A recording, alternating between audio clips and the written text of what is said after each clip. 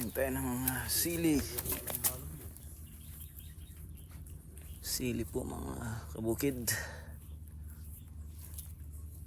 Hanggang sa tag-ulan na to, mga tinatalbos lang natin na sili. Hindi po natin siya pagbubungahin.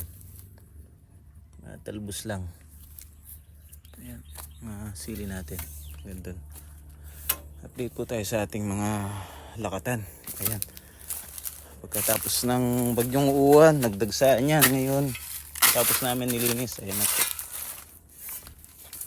Unti-unti nakakabawi na yung ating mga lakatan.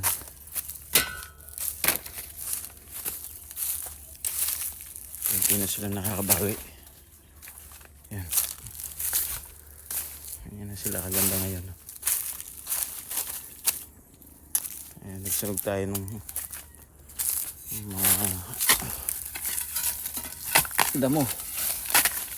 Ito, testy na to. Wala nang patayin to. Hindi na dapat kumalat tong mga ganito. Kaya dito tayo nagsunog para hindi na siya kumalat. Patayin na natin siya.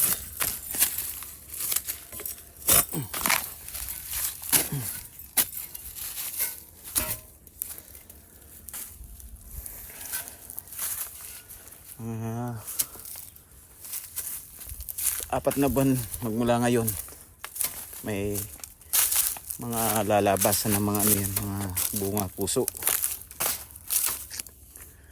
Yan, ganda na oh.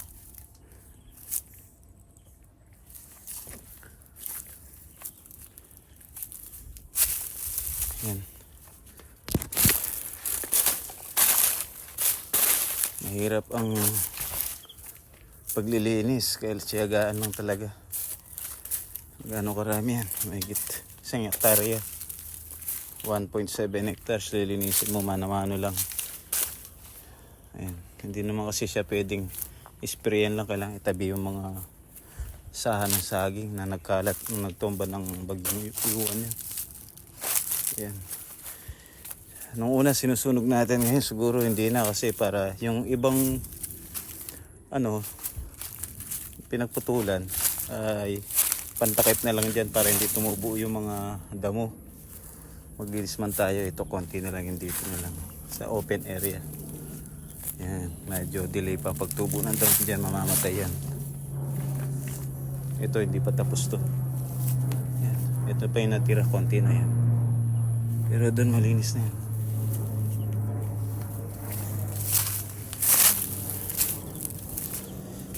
Mga ilan na rin nagbubunga, mga natira na medyo matanda. Ayan na siya din.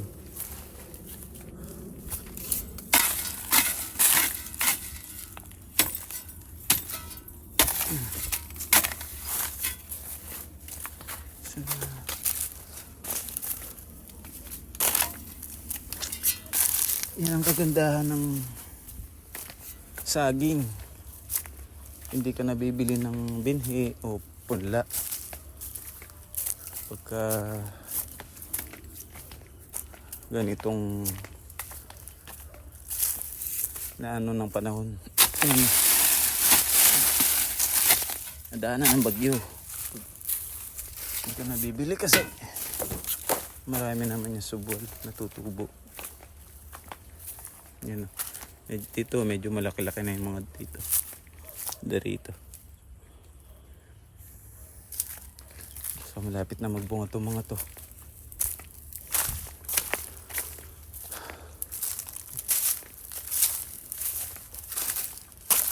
Yun doon banda sa phase 2 natin, may mga bunga na yun.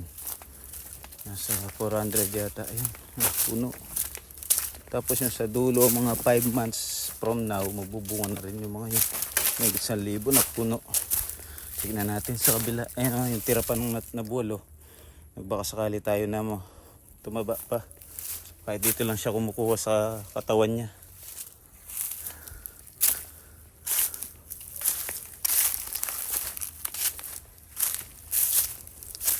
Ayan, mga kabukid, tanim lang tayo ng tanim kung anong pwedeng Kanina nagtanim ako ng luya. Ito yung mga pula natin ng mga bayabas, apple guava galing sa Thailand. Tsaka yun mga luya yun. Yun, mula sa isang puno ngayon, nasa 16 na yun. 16 na puno, 18, mga 20 puno na. So, yung isang putol, naging 20 puno na ngayon. Tingnan natin sa kabila. Kasi dito wala pa mga bunga eh, dahil galing bagyo. Nabuwal yung mga may bunga, matatanda. So yung mga tira na lang to ng mga subol na lumaki. Mabilis naman sila lumaki. Ito, may mga kamuti rin tayo dito. Asang man dito kagandahan sa bukid. Lahat nandito na, may papaya, bayabas. Ayan, ito yung sa kabila na nagbubunga na. Ayan. May mga bunga na po tayo dito. So, ganyan pa lang sila. Maliit pa. Ayan. Yung mga, pag may nakikita na tayo, mga nangangasul na, yun, medyo maganda na yung pakiramdam natin. Kasi, ayan o. Yung iba, wala na. Naubos na tayong plastic. Yung iba, hindi na natin ma-plastic. Laki na, no? Hindi na natin ma-plastic. Gaya niya, no? Oh. Bis na malinis na, sabay, pag nilinis kasi natin yan, sabay plastic na. Sabay plastic na. So wag muna ngayon, bibili muna tayo ng plastic. Marami pa yan, ipa-plastic ko. Ito naman yun, sa kabila. Ito, may higit 1,000 din to. Ayan, mga 5 months from now.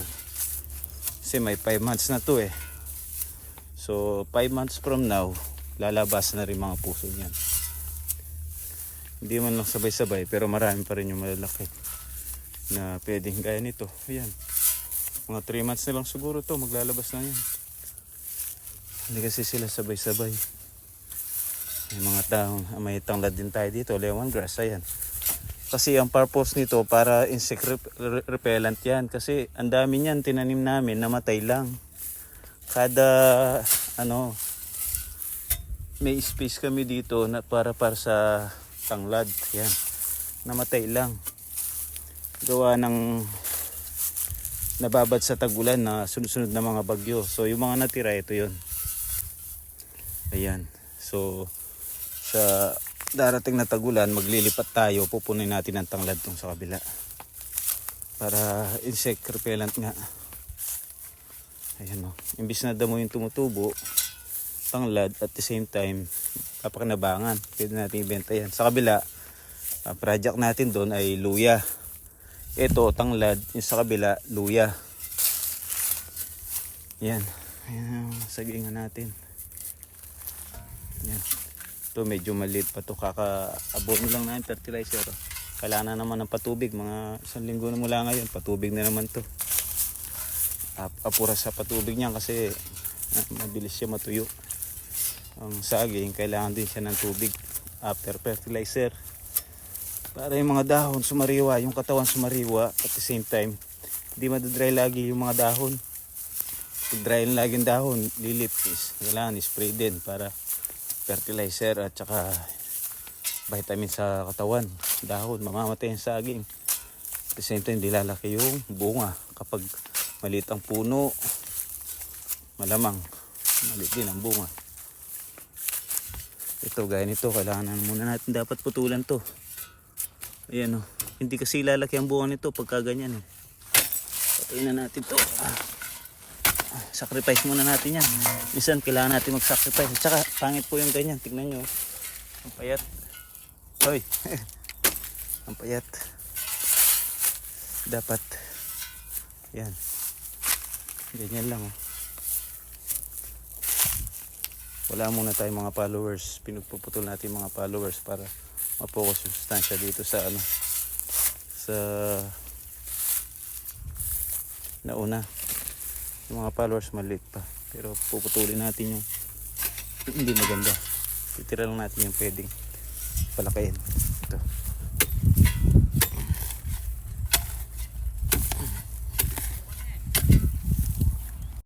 Dito meron din tayo mga gabi. Yan. Gabi. Hindi mo inaasahan. Sipag lang. Yan, may tanim ng tanim. Hindi mo inaasahan yan. Pagka ano na yan, pwede na rin anihin yan. Masarap ang bunga niya, malalaki. Sipag lang. Basta may lupa ka, tanim lang. Yung alam mong kaya ng katawan mo, yung low maintenance, yun ang itanim mo.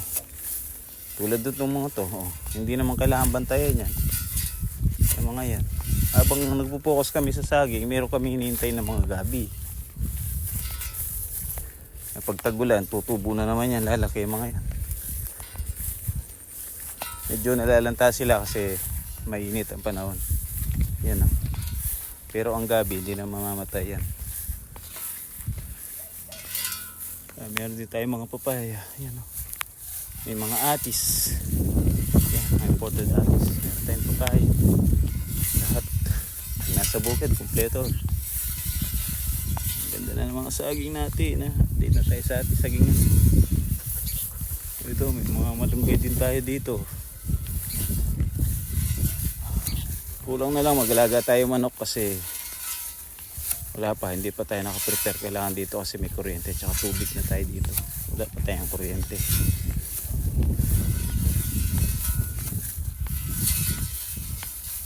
Ito naman yung saging na senyorita. Ubus na namin yung mga bunga. Sarap to, saging na to. May bunga na naman.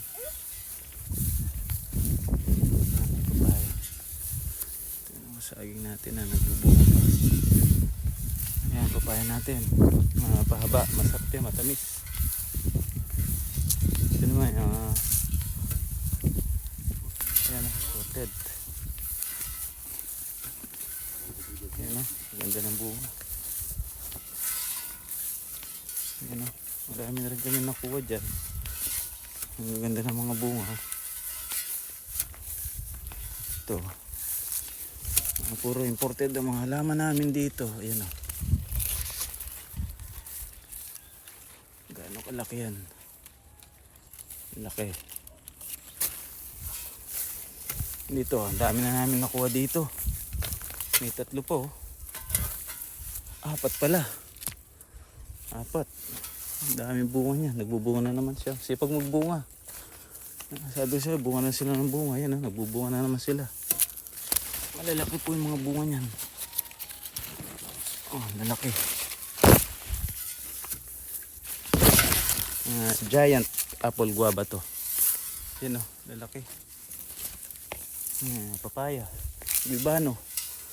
Kompleto tayo dito. Meron tayong santol at saka sampalok.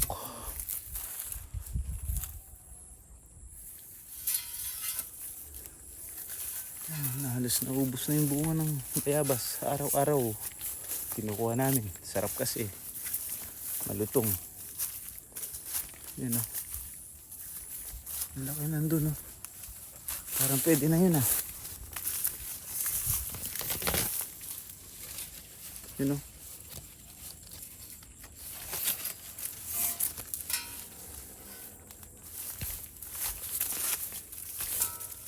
Yan o, may santol. Laki na ng santol. Kanina nakuha ako ng mga talbos. Bibenta ni nanay bukas. Yan na, meron tayong santol. Ito mga bayabas.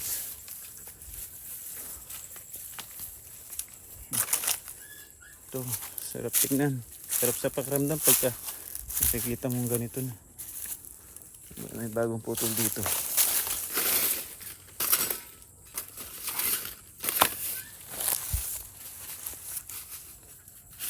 Baka si Uto lang pumutol dito.